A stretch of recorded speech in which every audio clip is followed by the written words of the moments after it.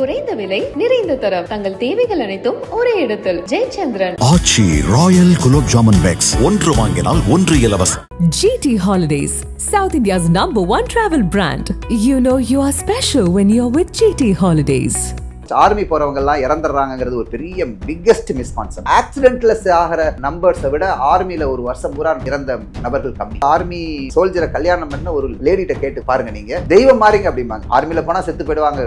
சாகிறது என்னைக்குனாலும் சாவும், அது விதி முடிஞ்ச செத்து போறது. ஆனா இறப்ப ஆர்மியோட லிங்க் பண்றது தேவையில்லாத. ஒவ்வொரு சனிக்கிழமையும் எங்களுக்கு அந்த பேர் மெண்ட் அண்ட் மேக் அண்ட் மெண்ட் டே அப்படின்னு. பட்டன் கிளேஸ்ட் நீ இவ்வளவு சீரியஸா பாக்குறீங்க, சண்டைக்கு அதுக்கு என்ன சம்பந்தம்னா ஒரு டீப் கனெக்ட் இருக்குது. Gujarati Marwari community, business community, Jewish community எப்பவுமே திங்கிங்ல இருக்கும். தமிழர்களுடைய பாரம்பரியம் நம்ம என்னதுன்னா வீரம், ஜெயிக்கிறது, நாட்டை பிடிக்கிறது. அந்த அந்த ஒரு கான்செப்ட்ல இருந்தா தமிழ்நாடு வந்துகிட்டே இருக்கு.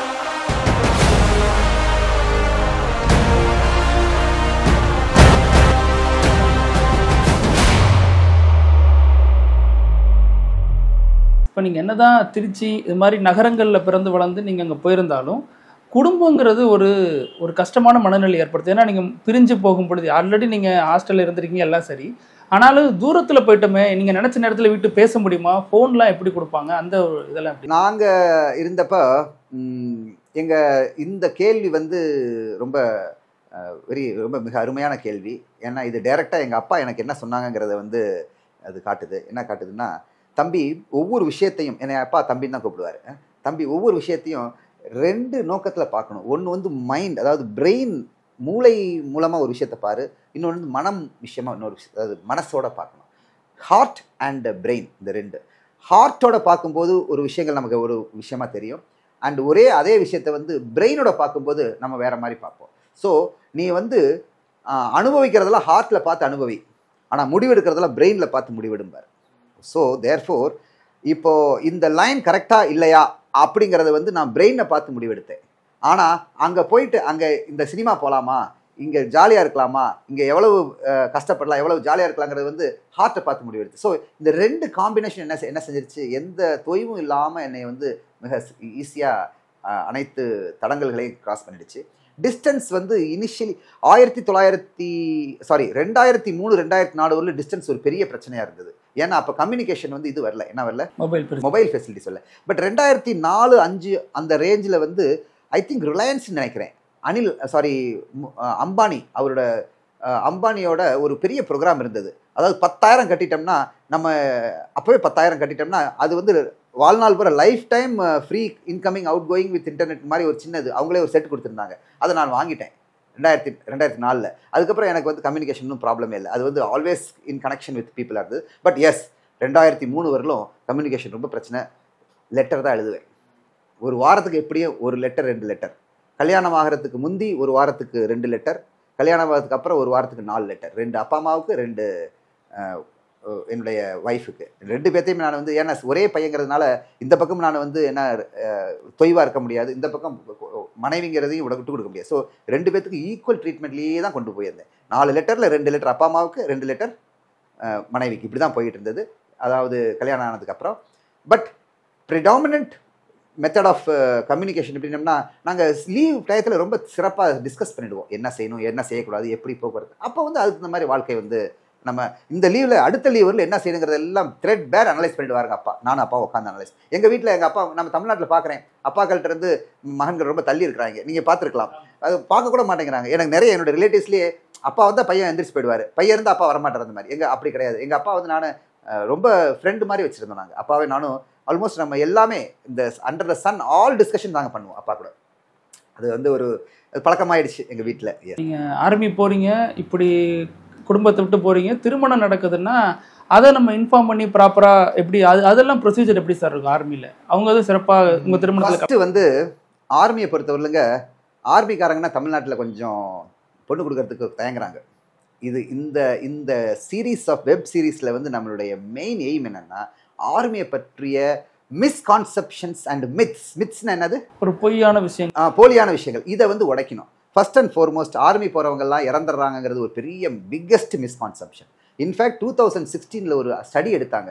Number of people died in army is less than number of people died in Chennai. Chennai மாதிரி ஒரு காஸ்மோஸ் நகரத்தில் ஆக்சிடென்ட்ல ஆகிற மக்களுடைய நம்பர்ஸை விட ஆர்மியில் ஒரு வருஷம் பூரா இறந்த நபர்கள் கம்மி. ஸோ அந்த மாதிரி ஸ்டாட்டிஸ்டிக்ஸ் கிளியராக சொல்லுது. அதே மாதிரி செகண்ட் மித் என்னன்னா, ஆர்மிக்காரங்கெல்லாம் ரொம்ப இறுக்கமாக இருப்பாங்க, கொடுங்கோல் இருக்காங்க. அடுத்த கேள்வி எஸ் எஸ் எஸ் அதாவது அப்படி கிடையாது. அவன் வந்து ஹார்டாக இருப்பான். ஏன் ஹார்டாக இருப்பான்னா, நான் சொன்ன மாதிரி பிரெயினில் முடிவெடுப்பான். அப்போ பிரெயினில் முடிவெடுக்கும் போது மனசை சைடில் வச்சிருவான். அதே மாதிரி மனசில் முடிவெடுக்கும் போது பிரெயினில் பின்னாடி கொண்டு வந்துடுவான். ஸோ அந்த மாதிரி. ஸோ வெளியில் பார்க்குறதுக்கு கருணமுடாக இருந்தாலும் ஆர்மியில் இருக்கிற மக்கள் வந்து ரொம்ப ரொம்ப சாஃப்ட் பீப்புள். சாஃப்ட் பீப்புள்னா ரொம்ப, அதாவது இலகுன மனசு இருக்கும் அவங்களுக்கு. ஸோ அதனால் இதை வந்து நீங்கள் ஆக்சுவலி நான் வேணா ஒரு ஆர்மியில் அதிகாரியோ அல்லது ஆர்மி சோல்ஜரை கல்யாணம் பண்ண ஒரு லேடிகிட்ட கேட்டு பாருங்க. நீங்கள் உங்களுக்கு உண்மையிலுமே தெய்வம் மாறிங்க அப்படிம்பாங்க. அதான் காரணம். என்னென்னா தேர் லுக்கிங் அட், அவங்க வந்து ஆர்மிக்காரங்களுக்கு வந்து லாங் டேர்ம் பெனிஃபிட் தான் எப்போவுமே பார்ப்பான், ஷார்ட் டேர்ம் பார்க்க மாட்டாங்க ஜென்ரலி. ஸோ அதனால் நீங்கள் சொல்கிற மாதிரி ஆர்மியில் வந்து பொண்ணு கொடுக்கறதுக்கு தயங்குறது, அதே மாதிரி ஐயோ ஆர்மி போனோம்னா இறந்துருவானோ, மருமை இறந்துட்டா என்ன செய்யுது அப்படிங்கிற அந்த பிரச்சனையே தேவையே கிடையாது.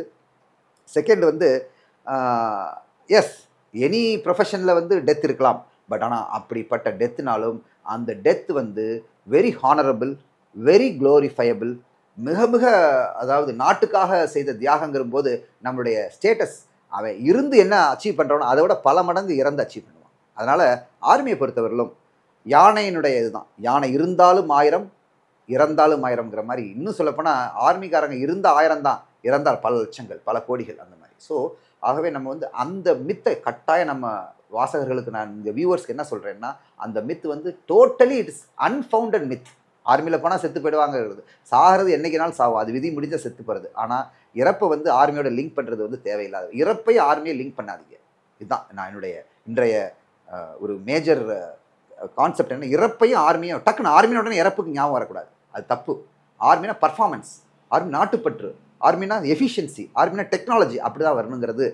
அதை கொண்டு வரது தான் நம்ம வந்து என்ன செய்கிறோம், இப்போ நம்ம இன்ட்ராக்ட் பண்ணுறோம். இல்லை சார், இப்போ உங்கள் ஆஃபீஸ் வந்தோடனே பார்த்தோம் எல்லாமே க்ளீனாக, எந்தெந்த இடத்துல எது வச்சோமோ அங்கங்கே அப்படியே இருக்குது. இப்படி தான் ஒவ்வொரு ஆர்மிக்காரங்க வீட்லேயும் அப்படி தான் வச்சுருக்காங்க. அது வந்து குடும்பத்தில் இருக்கிறவங்களுக்கு பெரிய சிக்கலாக இருக்குது. இது எப்படி வந்து எடுத்த பொருளை எடுத்த இடத்துல வைக்க முடியுமா, அந்த ஒரு கட்டுக்கோப்பு இதெல்லாம் நீங்கள் எப்படி ஆர்மியில் இது ஒரு இன்ஸ்ட்ரக்ஷன் இருக்கா, இது மாதிரி எதுவும் சொல்லுவாங்களா? ஃபர்ஸ்ட் ஆஃப் ஆல் எங்களுக்கு வந்து ட்ரைனிங் கொடுக்குறாங்கங்க. இன்ஃபேக்ட் ட்ரைனிங்கில் வந்து மிக தெளிவாக இருக்கும். நான் என்டிஏன்னு சொல்கிறேன், இப்போ அதை பற்றி சொல்கிறேன்.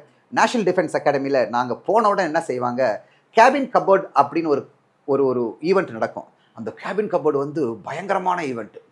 அதாவது என்டிஏல ஒரு ரூம், இந்த ஆஃபீஸ் எப்படி 10க்கு 10 ஆஃபீஸ் தானே என்னோட ஆஃபீஸ், 10 அடிக்கு 10 அடி. இதே மாதிரி அங்கே வந்து 10 அடிக்கு 10 அடி ஒரு ரூம், இதே மாதிரி ரூம் தான் இருக்கும். அந்த ரூமில் ஒரு பக்கம் இது ஒவ்வொரு இண்டிவிஜுவல் கேடட்டுக்கும் ஒரு ரூம் இருக்கும். அந்த ரூமில் இருக்கிற தரை வந்து கண்ணாடி மாதிரி இருக்கணும், அதில் இருக்கிற ஃபர்னிச்சர் பாலிஷ்டாக இருக்கணும், அதனுடைய ஃபேன் பளிச்சுன்னு அப்படியே ஜொலிக்கணும், லைட்ஸ் எல்லாம் பளபளன்னு இருக்கணும், விண்டோ பேனில் ஒரு ஸ்பெக் ஆஃப் டஸ்ட் கூட இருக்கும். விண்டோ பேன் தெரியுமா, விண்டோ பேன்னா கண்ணாடி, விண்டோ கண்ணாடி, ஒரு ஸ்பெக் ஆஃப் டஸ்ட் கூட இருக்கக்கூடாது. அனைத்து துணிமணிகளும் மடிப்பு செய்து மடிக்கப்பட்டு வச்சுருக்கணும். அந்த மஸ்கிட்டோ நட்னு ஒன்று இருக்கும். அந்த மஸ்கிட்டோ நட் எப்படி இருக்கணும்னா, அந்த மஸ்கிட்டோ நட்டினுடைய இது இப்படி 4 பக்கம் தொங்கும்ல, அதை நாம் என்ன இப்போ என்ன இப்படி மேலே அப்படி போட்டுருவோம். அப்படி கிடையாது, அது அப்படியே ஃப்ளாட்டாக இருக்கணும், ஹரிசாண்டலாக இருக்கணும். எப்படி இருக்கணும்னு சொல்லுவான்னா, ஒரு நியூஸ் பேப்பர் மாதிரி இருக்கணும். அவன் அந்த மாதிரி இழுத்து பிடிச்சி பின் போட்டு வச்சுருவான் அந்த மாதிரி. ஸோ ஒவ்வொரு பாயிண்ட்லேயும் சின்ன சின்ன விஷயங்களுக்கு ஆர்மி செட்டப் என்ன செய்யுது, கவனம் கொடுக்க சொல்லுது. அதனால தான் ஆர்மிக்காரங்களுக்கு வந்து அவன் தன்னையும் சமாளித்து தன்னோட கூட இருக்கிற மக்களையும் சேஃப்டி பண்ணி கொண்டு போகிறதுக்கு மெயின் ரீசன். அஃப்கோர்ஸ் அதுலேயும் நிறைய ஆர்மிக்காரங்க கொஞ்சம் தொய்வாக இருக்கிறாங்க, நீங்கள் பார்த்துருக்கலாம், இன்டிசிப்ளினாக இருக்கிறாங்க. அதை உடனே நாங்கள் என்ன செய்வோம், அதிகாரிகள் அதை கவனித்து பிக் அவுட் பண்ணி உடனே அதை என்ன செஞ்சிடும், அதுக்குள்ளே தகுந்த மருந்து போட்டு அதை வந்து சரி பண்ணிவிடுவோம். அது ரொம்ப ரொம்ப முக்கியம். டிட்டீரியேஷன் ஆர்மி விடவே விடாது, பார்த்துக்கிட்டே இருப்போம். இன்ஃபேக்ட் ஆர்மியை பொறுத்தவரையிலும் சனிக்கிழமை, ஒவ்வொரு சனிக்கிழமையும் எங்களுக்கு வந்து அந்த பேர் வந்து மேக் அண்ட் மெண்ட் டே அப்படின்னு சொல்கிறது, மெயின்டெனன்ஸ் டே. அதாவது சனிக்கிழமை வந்து தன்னை மெயின்டைன் பண்ணுவான், ஹேர் கட், நகை வெட்டுறது, ஒவ்வொரு சனிக்கிழமையும் நீட்டாக வச்சுக்கிறது, நகை வெட்டுறது, ஹேர் கட்லாம் சனிக்கிழமை. அதே மாதிரி தன்னுடைய ட்ரெஸ்ஸை மெயின்டைன் பண்ணுவான். ட்ரெஸ்ஸில் இருக்கிற சின்ன சின்ன ஒரு நூல் கூட அதை வந்து என்ன செஞ்சுருவோம், கட் பண்ணி எடுத்துருவோம். ட்ரெஸ்ஸை மெயின்டைன் பண்ணுறது, அதாவது கிளேஸ்டு பட்டன், அது ஒரு பெரிய கிளேஸ், ஒரு பட்டனில் வந்து ப்ரெஸ் பண்ணதுக்கப்புறம் அந்த பட்டனில் லேசாக ஒயிட் ஆகிடும்ல, அந்த பட்டன் தெரிஞ்சு பிச்சு தூக்கி வீசிடுவாங்க எங்களுடைய சுப்பீரியர். கிளேஸ்டு பட்டன் இருக்கக்கூடாது. கிளேஸ் பட்டனை பார்த்து சாட்டர்டே பார்த்து அது இது பண்ணுறது. அதே மாதிரி எல்லா ஷூவை பக்காவாக மெயின்டைன் பண்ணி வைக்கிறது, டீப் பாலிஷிங் பண்ணுறது ஷூக்கு. அதே மாதிரி சாக்ஸஸ் எல்லாம் ஃப்ரே இல்லாமல் பண்ணுறது, ஷூலேஸை கரெக்டாக வச்சுக்கிறது. இந்த மாதிரி ஒவ்வொரு தன்னையும் மெயின்டைன் பண்ணி தன்னுடைய ட்ரெஸ்ஸை மெயின்டைன் பண்ணி, அதுக்கப்புறம் எக்யூப்மெண்ட் வெப்பன் வரும். வெப்பன் கொடுத்துருந்தாங்கன்னா எல்லா நேரத்துலையும் வெப்பன் இருக்காது, சில வெப்பன் கொடுக்குற நேரத்தில் வெப்பனுக்கு ஆயில் பண்ணுறது, அதனுடைய உள்ளுக்கு இருக்க பேரலை சுத்தம் பண்ணுறது, அதனுடைய குண்டுகளை வந்து என்ன சுத்தம் பண்ணி டஸ்ட் இல்லாமல் கிரீஸ் எல்லாம் கிளியர் பண்ணி கரெக்டாக வைக்கிறது, ஈஸி ஆப்ரேட் ஆகிறதான்னு பார்க்குறது வெப்பன். அதே மாதிரி வெஹிக்கிள் இருக்கும் நம்மகிட்ட கொடுத்துருப்பான், சில பேருக்கு மோட்டர் சைக்கிள் கொடுத்துருப்பாங்க, சில பேருக்கு ஜீப் கொடுத்துருப்பாங்க, ஜிப்சி கொடுத்துருப்பாங்க, பெரிய வண்டிகள், அவன் அந்த வண்டிகள்லாம் கரெக்ட் பண்ணி இப்படி ஒவ்வொரு விஷயத்துலையும் ஒவ்வொரு வாரமும் என்ன செய்வாங்க, சாட்டர்டே இது நடக்கும். அப்போ வந்து ஓவராலாக பார்க்கும்போது எல்லாமே பளிச்சுட்டு இருக்கு மாதிரி. எங்களுக்கு தெரிஞ்ச ராணுவ வீரர்கள்னா போர் போட போகிறாங்க, சண்டையில் ஈடுபட போகிறாங்க அப்படின்னா இப்போ இந்த மாதிரி விஷயங்கள்லாம் எந்த அளவுக்கு போர்லையோ அல்லது வேறு சில விஷயங்களோ பயன்படுது? இதுதான் போரில் வந்து ஜெயிக்க வைக்கும், இதுதான் போரில் ஜெயிக்க வைக்கும். ஏன்னா இந்த விஷயத்தில் நீங்கள் வந்து மிஸ் பண்ணிட்டீங்கன்னா போரில் வந்து எக்ஸ்ட்ராடினரி பர்ஃபார்மன்ஸ் பண்ணுறது முடியாமல் போயிடும். நீங்கள் சாதாரணமாக அந்த கிளேஸ்ட் பட்டன் கிளேஸ்ட்டை வந்து நீ இவ்வளவு சீரியஸாக பார்க்குறீங்களா, சண்டைக்கு அதுக்கு என்ன சம்பந்தம்னா ஒரு டீப் கனெக்ட் இருக்குது. இன்னைக்கு கிளேஸ்ட் பட்டனை சரியாக பார்க்குறவன் நாளைக்கு போர்லையும் அந்த சுச்சுவேஷனை கரெக்டாக அனுமானம் பண்ணி எங்கே கேப், சின்ன கேப் இருந்தால் அதை கரெக்டாக ஃபில் பண்ணுவான், அதில் போரில் ஜெயிப்பான். இவ்வளோ நுணுக்கமான விஷயங்கள்லாம் இருக்கு. For want of a nail kingdom was lost, அந்த கதை தெரியுமா உங்களுக்கு? For want of a nail kingdom was lost அப்படின்னா என்ன அர்த்தம்னா, ஒரு பெரிய ராஜா, அந்த ராஜாக்கிட்ட பயங்கரமான படை, அந்த படையை லீட் பண்ணி கொண்டு போகிறதுக்கு பயங்கர குதிரைகள், அந்த குதிரைகள் வச்சுக்கிறதுக்கு பெரிய பெரிய குதிரை லாயங்கள், அந்த குதிரை லாயங்களில் வந்து அடைச்சி வைக்கிறதுக்கு பெரிய பெரிய கேட்டு, அந்த கேட்டுக்கு பெரிய பெரிய பூட்டுக்கு பெரிய பெரிய தாழ்பால். ஆனால் ஒரு தாழ்பாலில் இருக்கிற ஒரு ஸ்க்ரூ என்ன ஆயிடுச்சு, கலண்டுருச்சு. இந்த ஒரு ஸ்க்ரூவை அவன் என்ன செஞ்சுட்டான், அதை போட்டு முடிச்சிருந்தானா அந்த தாழ்பால் டைட்டாக இருந்திருக்கும், கேட்டு க்ளோஸ் ஆகிருந்திருக்கும், குதிரைகள் அங்கேயே இருந்திருக்கும். இந்த ஒரு ஸ்க்ரூ லூஸ் ஆனதில் ஒரு குதிரை என்ன செஞ்சிருச்சு, இடிச்சு தாழ்பாலை கழட்டி விட்டு, தாழ்பாலை கழட்டதில் கேட்டை திறந்ததில் குதிரை வெளியே போய், பூரா குதிரை வெளியே போய், ராஜா நாளைக்கு அடுத்த எதிரி வரும்போது ஒரு குதிரையும் காணாம், அவனால் ட்ரெயின் பண்ணி வைக்க முடியும். அதான். ஸோ அந்த மாதிரி இல்லாமல் இருக்கிறதுக்கு நெய்ல நீங்கள் வந்து கவனிங்க, சின்ன விஷயங்களை கவனிச்சா பெரிய விஷயங்கள் ஆட்டோமேட்டிக்காக சரியாகும் அப்படிங்கிறது ஆர்மியினுடைய பேசிக் கோட்பாடு. பயங்கர நுணுக்கமாக இருக்குது சார். இந்த வீடியோவோட தொடக்கத்தில் நீங்கள் ஒன்று சொன்னீங்க, தமிழ்நாட்டுக்கும் தமிழருக்கும் இராணுவத்துக்கும் ஒரு சம்பந்தம் இருக்குது அப்படின்னு. அது என்ன சார்? தமிழர்கள் வந்து பேசிக்கலி நம்ம வந்து ஃபைட்டர்ஸ் கம்யூனிட்டி. நம்ம வந்து எப்போவுமே சண்டை போட்டு, சில கம்யூனிட்டிஸ் இருக்குது லைட் பேக் கம்யூனிட்டி. இப்போ எடுத்துக்காட்டா அப்பர் ரீச்சர்ஸ் ஆஃப் அசாமில் இருக்கவங்கலாம் ரிலாக்ஸாக இருப்பாங்க. பிரம்மபுத்திரா பாவம் ஒரு மீன் கிடைக்கும், மீனை சாப்பிடாம போயிட்டு வந்துடுவான். ஒரு மீன் ஒரு நாளைக்கு இருந்தால் போதும். அரிசி எடுத்துகிட்டு அரிசியில் இருக்கிற அந்த அரிசியில் கஞ்சியை 2 நாள் கழித்து ஊற வச்சு சாப்பிட்டோம்னா அதில் ஒரு ஸ்மெல் வரும். அதாவது என்னது, அது ஒரு கல் மாதிரி இருக்கும். அந்த கல்லை குடிச்சிட்டு மீனை வறுத்து சாப்பிட்டு சந்தோஷமாக இருப்பாங்க. அவனுக்கு யார் வந்தாலும் யார் போனாலும் எந்த பிரச்சனையும் கிடையாது. அது ஒரு டைப் ஆஃப் கம்யூனிட்டி. இப்போ குஜராத்தி மார்வாடி கம்யூனிட்டி எடுத்திங்கன்னா அவங்க ஒவ்வொரு விஷயத்தையும் கணக்கு பார்ப்பான். இப்போ இந்த பையன் இங்கே வாங்கி இதில் கல்கத்தாவில் விற்றோம்னா 4 காசு கிடைக்கும், கல்கத்தாவில் இருக்கிற கோகோனட் அங்கே வாங்கி பீகாரில் விற்றோம் 4, இப்படி காசாக பார்த்துக்கிட்டு இருப்பான். அதாவது அந்த community laid back community. Gujarati Marwari community business community. Jewish community எப்போவுமே திங்கிங்கில் இருக்கும், அவங்க திங்க் பண்ணிகிட்டே இருப்பாங்க. அதனால் அவன் பயங்கர திங்கிங் பல அரிய கண்டுபிடிகள் பண்ணுறான் அவன் வரும். ஆனால் தமிழர்களுடைய பாரம்பரியம் நம்மள என்னதுன்னா வீரம், மரம்னா என்னது, போர் புரியற தன்மை, ஜெயிக்கிறது, நாட்டை பிடிக்கிறது, அந்த ஒரு கான்செப்ட்ல இருந்தால் தமிழ்நாடு வந்துக்கிட்டே இருந்திருக்குது. இப்போ இல்லை, முற்கால சோழர்கள், முற்கால பாண்டியர்கள், சேரர்கள், அப்புறம் பிற்கால சோழர்கள், பல்லவர்கள், அது மாதிரி வந்த அனைத்து மக்களுமே என்னதுன்னா, அனைத்து லீடர்ஸும் சரி மக்களும் சரி பல போரே புரிஞ்சிட்டு இருந்தாங்க. போர் புரியறது நம்மளுடைய கலையாக இருந்தது அது. ஸோ அப்படிப்பட்ட சுச்சுவேஷன் இருக்கிறதுக்கும் எனக்கு ஆர்மியில் நான் போனதுக்கும் எந்த டிஃப்ரென்ஸும் எனக்கு தெரியல. இன்ஃபேக்ட் ஆர்மியில் வந்து எனக்கு ரொம்ப சந்தோஷமாக இருந்தது. being a Tamilian was highly beneficial of being in army because of our ancestral connect with the war fighting. ஒரு விஷயத்தை உடனே கண்டுபிடிச்சிருவோம், இது கரெக்டாக வராது, இப்படி போனோம்னா ஜெயிப்போம், இப்படி போனால் தோற்றுருவாங்கிறது வந்து நம்ம ஆளுங்களுக்கு அந்த யுத்தி இருக்குது. அந்த யுத்தியை எனக்கு ரொம்ப ஹெல்ப்ஃபுல்லாக இருக்கும். ரொம்ப நன்றி சார். நிறைய தகவல்கள் புதுசாக இருந்துச்சு. அடுத்தடுத்த எபிசோட்ல ஒவ்வொரு வாரமும் சந்திக்கலாம் சார். நன்றி சார். நன்றி, வணக்கம். நக்கீரன் டிவிக்கு சப்ஸ்கிரைப் செய்யுங்கள். உங்கள் ஆதரவே எங்கள் பலம். ஆசிரியர்களுக்கு நண்பனாகவும் மாணவர்களுக்கு ஆசானாகவும் திகழும் தேர்வு வழிகாட்டி.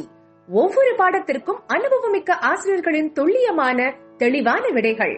CNC இருக்கு, தேர்வு பயம் எதற்கு? இது தீரன் பப்ளிஷிங் ஹவுஸ் விற்பனை வெளியீடு.